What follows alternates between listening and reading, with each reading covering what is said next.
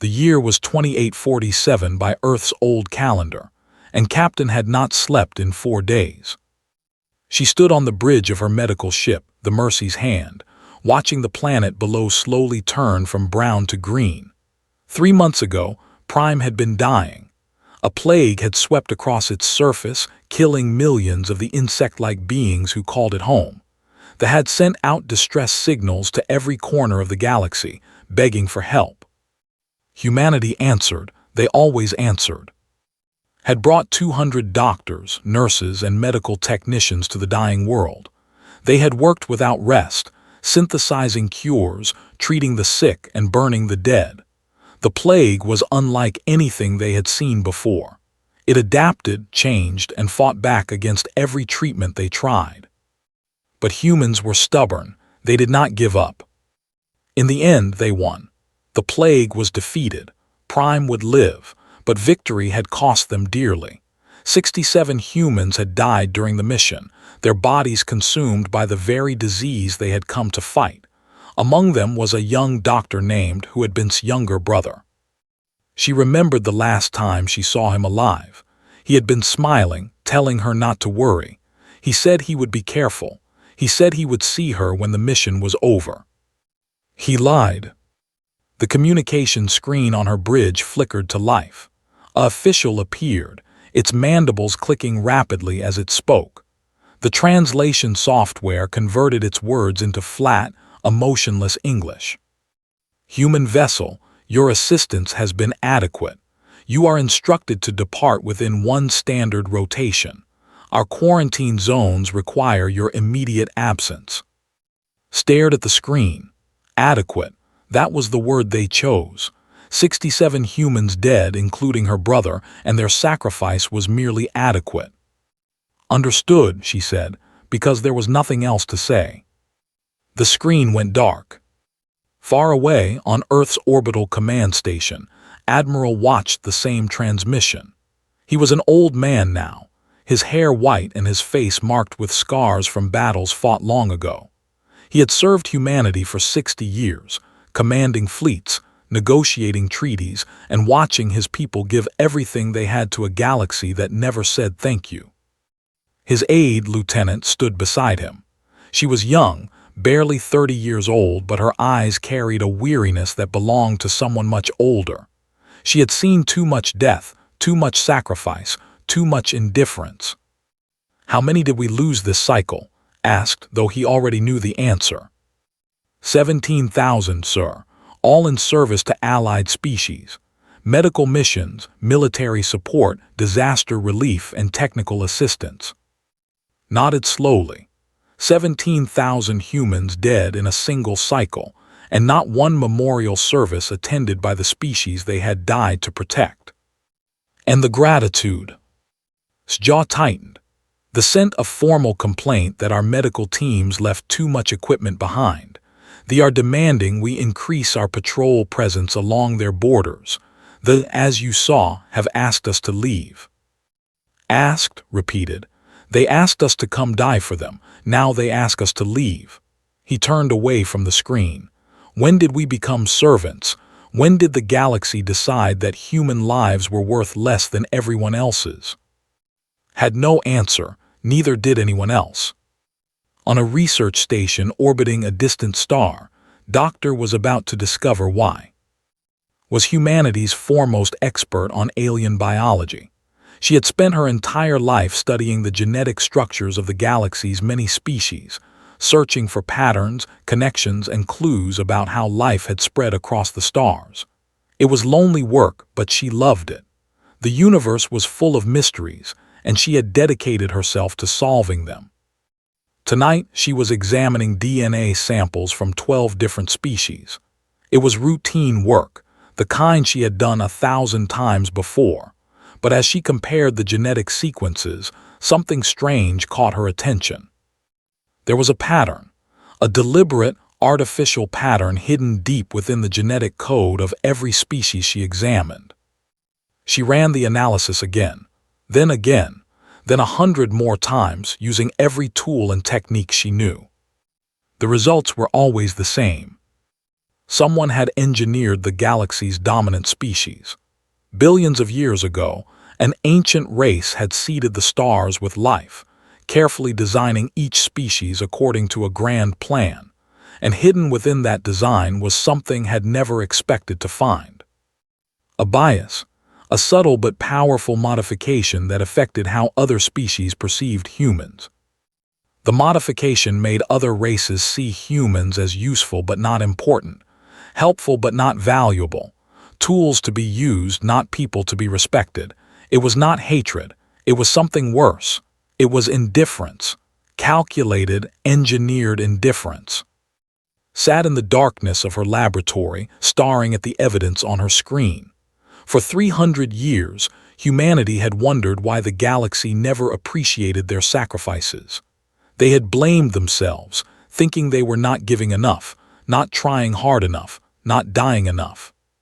But the truth was simpler, and the galaxy had been designed to forget them.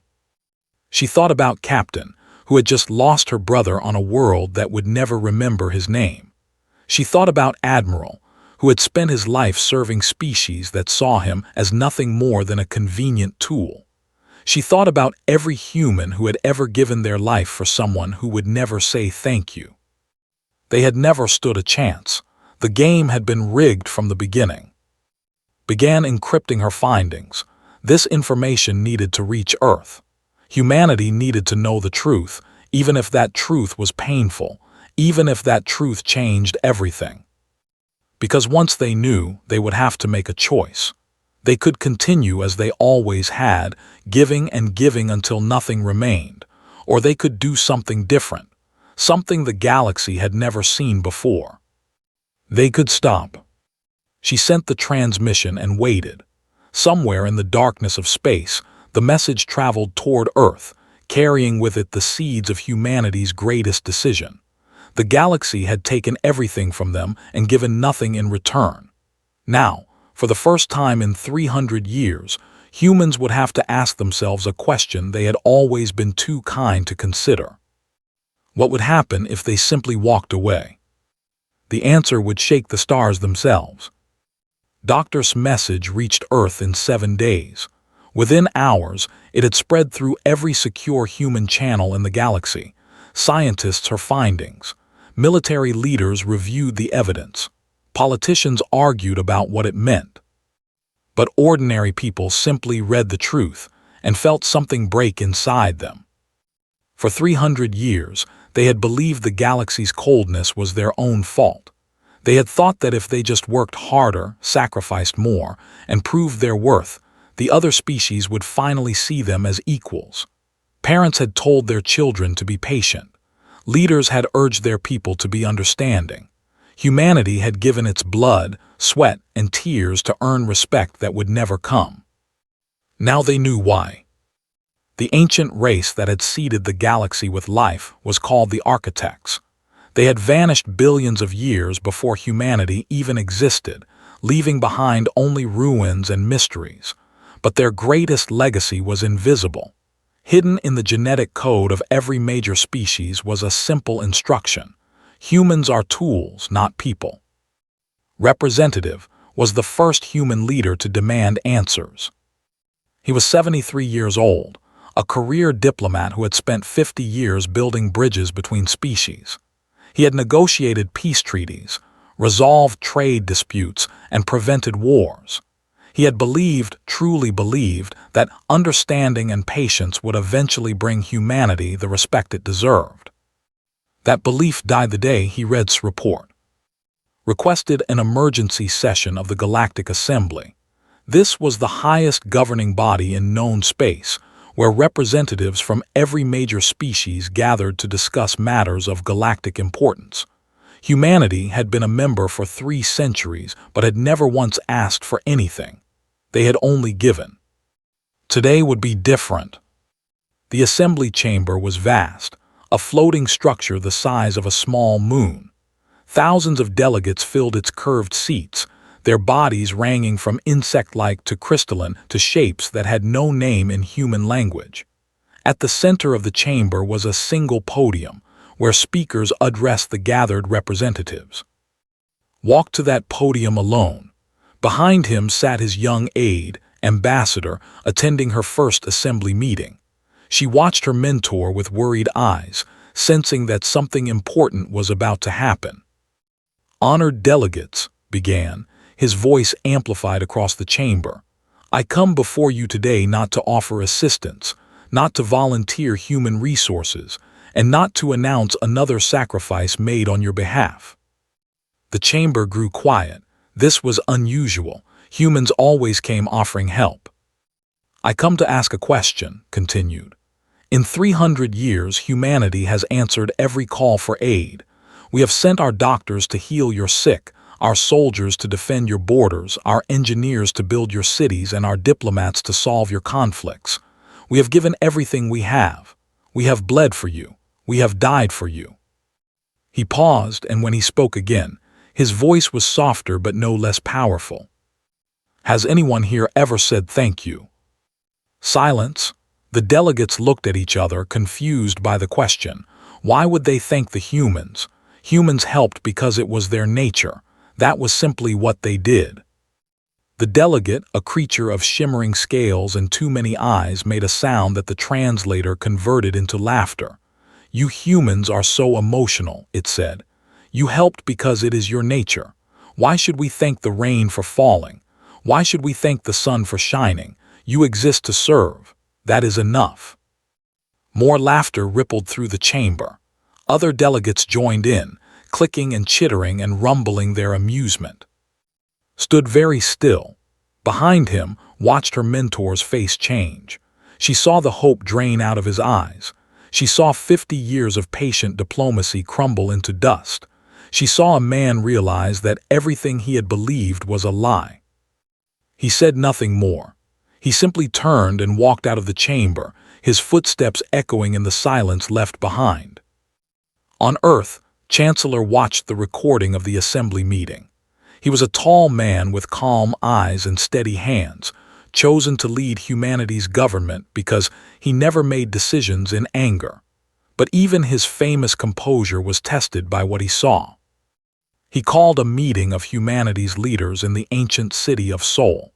This city had been destroyed and rebuilt many times throughout human history. It was a symbol of resilience, of humanity's ability to survive anything. It seemed like the right place for what came next. General arrived first, a soldier who had spent 30 years defending borders that other species refused to protect themselves. Doctor came next, her face pale from exhaustion but her eyes burning with determination. Admiral joined by hologram, too far away to attend in person. Representative was there too, though he had not spoken since leaving the assembly chamber. And there were others. Scientists, artists, teachers, farmers, workers. People from every human colony, every station, every ship. They came because they had all received the same message from Chancellor. "It is time to decide who we are." Stood before them, his hands clasped behind his back. "We have been generous for 300 years, he said. "We have believed that kindness would be returned with kindness, that sacrifice would earn respect, that giving would eventually be repaid. We were wrong." No one argued. They had all seen the evidence. They had all read report. They all knew the truth. "But we have a choice," continued. "We can continue as we have, hoping that somehow, someday, things will change. We can keep giving until we have nothing left, until our children inherit a legacy of service to masters who will never see them as equals." He paused, letting the weight of those words settle over the gathering. "Or we can do something that has never been done in the history of this galaxy. We can leave." The word hung in the air like a held breath. "Not leave as in retreat," clarified. "Not leave as in die. Leave as in departure, complete, voluntary, and final." General leaned forward. "How is that possible? We have 47 colonies, 12 billion people. Where would we go?" Nodded to a scientist standing in the corner. Doctor was small and quiet, easily overlooked in a crowd. But she was perhaps the most brilliant mind humanity had ever produced, and she had spent 20 years working on a project that no one else knew existed. "We have developed a technology," explained, her voice soft but clear. "The ability to fold space itself to create a pocket dimension separate from the known universe. We can take our worlds with us, all of them, every colony, every station, every human soul, and never come back, finished. We can build our own universe, one where our children never have to bleed for people who will never see them as anything more than useful tools." The room was silent for a long moment. Then, who had not spoken since the assembly, looked up with tired eyes. "I spent my whole life trying to make them understand," he said quietly. 50 years building bridges, solving problems, being patient." He shook his head slowly. "I do not want my to spend their lives the same way, not for people who laugh when we ask for simple kindness." One by one, the others nodded. The decision was made. Humanity would leave the galaxy that had never wanted them. They would take their worlds, their people, their hopes and dreams. They would fold themselves into a new universe, a place where they could finally rest. And the galaxy would discover, too late, what it had lost. The preparations took 5 years. Engineers stood on a construction platform orbiting Jupiter, watching robots the size of mountains build the largest machine humanity had ever created. It was called the Fold Engine, a device that would tear a hole in reality itself and carry 47 worlds into a dimension of their own making. She had not slept properly in months. None of her team had. The calculations required for the folding were so complex that even their most advanced computers struggled to process them. A single mistake, a single error in the math, could tear holes in spacetime that would swallow entire star systems. "Are you sure this will work?" asked Technician, her second in command. He was a quiet man with steady hands and worried eyes. Looked at the equations floating in the holographic display before her, millions of numbers representing the fabric of reality itself. "It has to work," she said. "We do not have another choice." Across human space, similar preparations were. Ships were being recalled from distant postings. Colonists were packing their belongings. Children were being taught about the journey ahead, though most of them did not fully understand what was happening.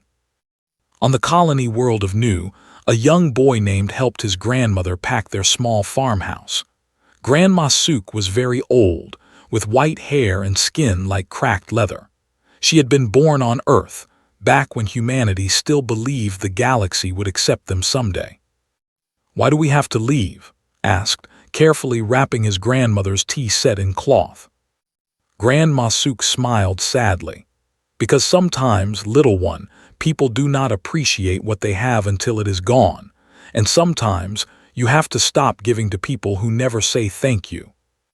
"But what about the stars? Will we still have stars where we are going?" "We will have our own stars," she promised. "Better stars, stars that belong to us." The galaxy began to notice something was wrong. At first, it was small things. Human trade ships stopped arriving at alien ports. Human engineers from construction projects. Human doctors quietly packed their equipment and left hospitals half-built. Then bigger things. Human military fleets pulled back from border patrols they had maintained for centuries. Human diplomats resigned from their positions in alien governments. Human colonists stopped answering communication requests. The Empire sent urgent messages demanding explanations. The humans did not respond. The Confederacy threatened consequences for abandoning defense agreements. The humans did not respond. The Council, the same council that had dismissed Captain Sacrifice as merely adequate, suddenly found themselves facing a plague outbreak with no human doctors to help. They sent desperate pleas across all channels. The humans did not respond. Councillor Vex of the Empire demanded an emergency session of the Galactic Assembly. "Where are the humans?" he shouted, his mandibles clicking with anger and fear. "Our medical facilities are collapsing. Our trade routes are failing. Our borders are undefended." They must be punished for this abandonment, the delegate hissed. Send fleets to their colonies, force them to resume their duties. But when scouts reached the nearest human colony, they found it empty, not destroyed, not damaged, simply empty, as if everyone had packed their bags and walked away. The same was true of every human outpost, station, and settlement they checked. 12 billion humans had simply vanished, leaving behind only silence. Ambassador delivered humanity's final message to the Galactic Assembly. She stood alone at the podium where her mentor had stood years before, asking for simple gratitude and receiving only laughter. She was not laughing now, neither were the delegates watching her. "You asked where we are going," she said, her voice calm and clear. "The answer is away." The chamber was silent. For the first time in 300 years, the galaxy was listening to a human speak, but it was too late. "Not because we hate you," continued. "Hate requires energy we no longer have to spare. We are simply tired, tired of giving everything and receiving nothing, tired of watching our people die for species that see us as tools instead of people, tired of hoping that someday, somehow, you would see us as equals." She paused, looking around the vast chamber at the thousands of delegates who had spent centuries taking human sacrifice for granted. "We gave you our doctors and you called them servants. We gave you our soldiers and you called them expendable. We gave you our inventors, our artists, our dreamers, and you called them adequate." Her voice never rose above a calm, measured tone. That made her words hit even harder. "So we will give you one final gift, the knowledge of what you had and the silence where we used to be. Perhaps in that silence, you will finally understand what you lost." She stepped back from the podium. "Goodbye." The transmission ended. On Earth, Chancellor stood in the garden of his childhood home, looking up at the night sky one last time. Somewhere above him, Engineer was making final adjustments to the fold engine. In a few hours, this sky, these stars, this entire universe would be behind them. His granddaughter ran up to him, her small hand finding his. She was only 5 years old, too young to understand what was happening. All she knew was that they were going on a long trip. "Grandpa, are you scared?" Smiled down at her. "A little," he admitted, "but sometimes being brave means doing scary things because they are right." "Will we be happy where we are going?" He knelt down to look into her eyes. "That is up to us, little one. For the first time in a very long time, our happiness will depend only on ourselves, no one else." The final countdown began. Across 47 worlds, 12 billion humans looked up at their skis. Some were crying. Some were praying. Most were simply holding the people they loved, waiting for the moment that would change everything. Engineer's voice echoed across all human frequencies. Fold sequence initiated. May we find peace in the silence. Space itself seemed to breathe. The stars blurred and stretched. Reality bent like cloth being folded. And then, with a sound that was not quite a sound, humanity stepped out of the universe they had called home for 300 years. Behind them, they left nothing but empty coordinates and a single monument floating in space. A simple stone marker with words carved in every human language ever spoken. The galaxy did not notice immediately. They were too busy arguing about what to do, too busy blaming each other for the crisis, too busy being exactly what they had always been. But when they finally sent ships to investigate, they found only the marker and the vast, cold emptiness where 12 billion people used to live. The humans were gone. And they were not coming back. The first year after humanity's departure was chaos. The plague, which human doctors had contained for decades, mutated into something far more deadly. Without the medical expertise that had always been freely given, the disease spread across 17 star systems in a matter of months. Hospitals that had relied on human staff suddenly found themselves overwhelmed. Medicines that human scientists had developed ran out, and no one knew how to make more. 3 species went extinct before the year ended. Not from war, not from natural disaster, but simply because no one was there to help them anymore. On the border, raiders from the Galactic Rim sensed weakness. For 300 years, human patrol fleets had kept these criminals at bay. Now the borders were empty, and the raiders poured through like water through a broken dam. The Confederacy sent urgent requests for military assistance to their allies, but their allies were dealing with their own problems. The entire galaxy had been built on the assumption that humans would always be there to solve the difficult problems. Without them, everything fell apart. Trade routes collapsed first. Human navigators had mapped the safest paths through dangerous space. Human engineers had maintained the beacons that guided ships through hyperspace. Human coordinators had managed the complex schedules that kept goods flowing between systems. None of these jobs were glamorous. None of them were respected, but all of them were essential. Within 5 years, interstellar commerce had dropped by 70%. Worlds that had relied on imported food began to starve. Planets that had depended on imported medicine watched their populations sicken and die. Counselor Vex stood before the Galactic Assembly, his voice heavy with exhaustion. He had aged 20 years in 5, his carapace cracked and dull, his eyes dim with despair. "We have sent probes to every known human coordinate," he reported. "There is nothing. No debris, no residue, no trace of where they went. They did not die. They did not migrate to some distant region of space. They simply ceased to exist in our universe." "They will come back," the delegate insisted, though his voice lacked conviction. "They always come back. It is their nature to help. They cannot stop themselves." But a year passed, and the humans did not return. Then 10 years, then 50, then 100. The galaxy changed during those 100 years, not for the better. The great empires that had once dominated known space began to crumble. Without human diplomats to mediate their disputes, old rivalries flared into open warfare. Without human engineers to maintain their infrastructure, their technology slowly degraded. Without human soldiers to defend their borders, they lost territory to enemies they had once dismissed as insignificant. New powers rose to fill the vacuum. Some were worse than the old ones. Wars became more common, more brutal, more destructive. Entire species were wiped out in conflicts that human negotiators might have prevented with a few carefully chosen words. And through it all, the galaxy remembered. They remembered too late, of course. They remembered when there was no one left to help them.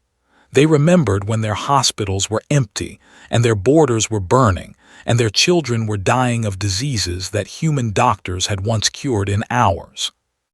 Some species built monuments to the humans, not out of gratitude, but out of regret. Great statues and temples and memorial walls covered with the names of human doctors and soldiers and engineers who had died in service to ungrateful masters. Other species refused to remember. They blamed the humans for abandoning them, called them cowards and traitors, insisted that humanity had betrayed some sacred duty by choosing to leave. These species usually did not last long. Denial is a poor shield against reality. On a small asteroid at the edge of what had once been human space, the original monument still floated. The stone marker that humanity had left behind, with its message carved in every human language. Most of the languages had been forgotten by now. There was no one left who could read them, but the monument remained, silent and patient, waiting. A ship approached the asteroid. It was small and old, held together by patches and prayers. Its pilot was a creature named Lyra, the last survivor of a species called the. Once, they had been proud members of the Galactic Assembly. They had laughed along with everyone else when representative asked for gratitude. Now Lyra was alone. Her species had been destroyed by a plague that human doctors could have cured in a week. She had survived only because she had been traveling when the sickness struck, returning home to find a world of corpses. She had spent the last 30 years searching for answers, searching for hope, searching for any sign that the galaxy might someday heal from the wound it had inflicted on itself. The monument drew her like a beacon. She landed on the asteroid and walked to the marker, her environmental suit protecting her from the vacuum. The stone was weathered but still readable. She activated her translation matrix and watched the alien words transform into something she could understand. "We were here, we helped, we hoped.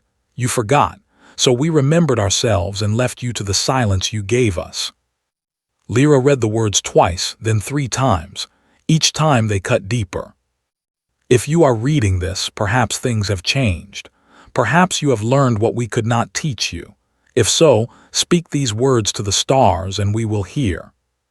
Her hearts beat faster. The humans had left a way back, a door that might still be opened if only someone was willing to try. "But if you are the same as those who dismissed us, then know that you are alone now, not because we wished you harm, but because we finally understood that some things cannot be fixed by giving more. Some things can only be fixed by those willing to receive." Lyra stood in the silence of space, staring at the ancient words. Around her, the galaxy burned with wars that did not need to be fought, suffered from plagues that did not need to kill, mourned losses that did not need to happen. The humans had offered everything. The galaxy had taken everything. And when the humans finally asked for something in return, the galaxy had laughed. Now the galaxy was paying the price. Lyra thought about speaking the words. She thought about calling out to the void, hoping that somewhere, somehow, the humans would hear and return. They could fix everything. They could heal the sick and stop the wars and rebuild the shattered civilizations. They could make things right again. But then she remembered why they had left. They had left because no one ever said thank you. They had left because their sacrifices were called adequate and their deaths were called acceptable losses. They had left because the galaxy had taken and taken and taken until there was nothing left to take. If she called them back, would anything be different? Or would the galaxy simply resume its old ways, using and discarding human kindness until the humans broke again? Lyra did not speak the words. Instead, she sat down beside the monument and wept. She wept for the humans who had given everything and received nothing. She wept for her own species, destroyed by arrogance and indifference. She wept for a galaxy that had been offered paradise and chosen hell instead. And somewhere, in a universe that existed alongside her own, but forever out of reach, 12 billion humans built a new home without her. The silence remained unbroken. 1,000 years passed. In the fold, time moved differently. What felt like 1,000 years in the old galaxy was only 200 years for humanity. And in those 2 centuries, they built something the universe had never seen before. Architects stood on the observation deck of Sanctuary Prime, the first world they had created from nothing but mathematics and will. Below her stretched forests of colors that had no names in any old language. Trees with silver leaves and golden bark grew beside rivers that sang as they flowed. The sky above was not blue but a gentle amber, lit by a sun they had designed themselves. "It is beautiful," said her partner, who had spent his life designing the aesthetic principles of their new civilization. He was an artist who had once dreamed of showing the galaxy what humanity could create. Now he created for humanity alone, and he found that was enough. "It is ours," replied. "That is what makes it beautiful." Humanity had not just survived in the fold. They had flourished in ways they never could have imagined. Without the constant drain of serving others, they turned their vast capacity for care inward. They healed wounds that had festered for centuries. They rebuilt families torn apart by endless deployments to distant crisis zones. They raised children who had never known the weight of thankless sacrifice. Doctor, the scientist who had discovered the truth about the architect's genetic programming, spent her remaining years studying human DNA. She found something remarkable. Without the constant stress of serving an ungrateful galaxy, human began to extend naturally. People lived longer, healthier, happier lives. She died peacefully at the age of 147, surrounded by who had never seen a war. Chancellor, the man who had proposed the departure, lived to see the first generation of children born entirely within the fold. He called them the free generation, because they were the first humans in 300 years who owed nothing to anyone. He passed away in the garden of his new home, watching his great play among flowers that could only exist in a universe humanity had built for itself. Engineer, who had designed the fold engine, became the most celebrated figure in human history. Statues of her stood in every city, not because she had conquered enemies or won wars, but because she had given humanity the greatest gift imaginable: freedom. She spent her final years teaching young engineers, passing on knowledge that would help humanity build bigger and better things. Her last words, spoken to a classroom full of eager students, became famous.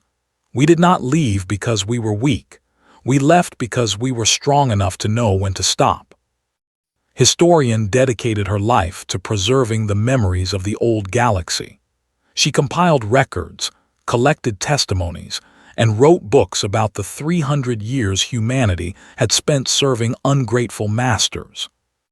"We must never forget what we gave," she told her students. "Not out of bitterness, but so we understand the value of what we kept. We must teach our children that kindness should be given freely, but not endlessly. That sacrifice should be honored, not expected. That love, real love, goes both directions." Student, one of the first generation born in the fold, raised his hand. "Professor, will we ever go back?" Considered the question carefully. "That is not for us to decide. Perhaps your children's children will choose differently. Perhaps they will look at the universe outside and see something worth returning for. Perhaps they will find that the galaxy has changed, that it has learned, that it is finally ready to see us as equals." She paused, her old eyes distant with memories of a life spent documenting tragedy. "But today is not that day, and until that day comes, we will build and grow and live and love. We will be happy not because someone else allows us to be happy, but because we have chosen happiness for ourselves." In the old galaxy, 1,000 years had reduced the great civilizations to ruins. The empire which had laughed when humans asked for gratitude no longer existed. Its worlds were empty husks, its people scattered across the stars as refugees. The Confederacy, which had demanded human soldiers to defend its borders, had been conquered by the very enemies it once dismissed. The Council, which had called human sacrifice adequate, had collapsed into civil war and never recovered. But on the lonely asteroid at the edge of forgotten space, the monument still stood. A new explorer found it. Her name was, and she was young, barely an adult by her species' standards.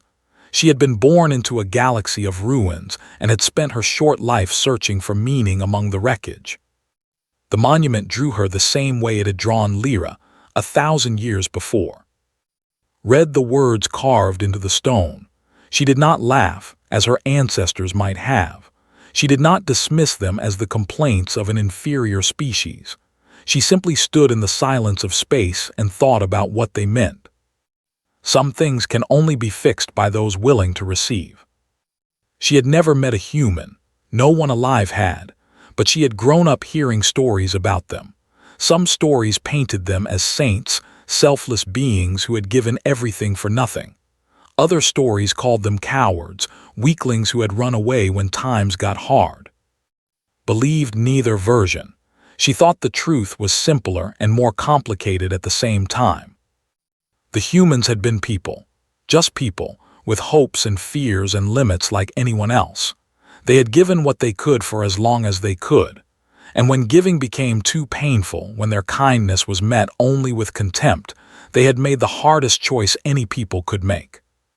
They had chosen themselves. Looked up at the stars. Somewhere out there, in a universe that existed alongside her own, 12 billion humans were living lives she could not imagine. They were raising children, building cities, creating art, falling in love. They were doing all the things they had never had time to do when they were too busy saving everyone else. She hoped they were happy. Slowly, carefully, she spoke the words carved into the monument, the words the humans had left behind, just in case. Nothing happened. She had not expected anything to happen. The humans owed her nothing. The humans owed the galaxy nothing. They had paid their debts 1,000 times over and received nothing in return. But she spoke the words anyway, because it felt right. Because it was what should have been said 1,000 years ago, before the laughing and the dismissals and the endless taking. "Thank you," she whispered into the void. "Thank you for everything you gave. I am sorry we never said it when it mattered." In the fold, nothing stirred. No alarms rang. No sensors detected her words traveling across the dimensional barrier. But somewhere, in a garden on Sanctuary Prime, an old man named looked up from the flowers he was tending. He was very old now, older than any human had ever been before the fold. His great-great-granddaughter played nearby, chasing butterflies that existed nowhere else in any universe.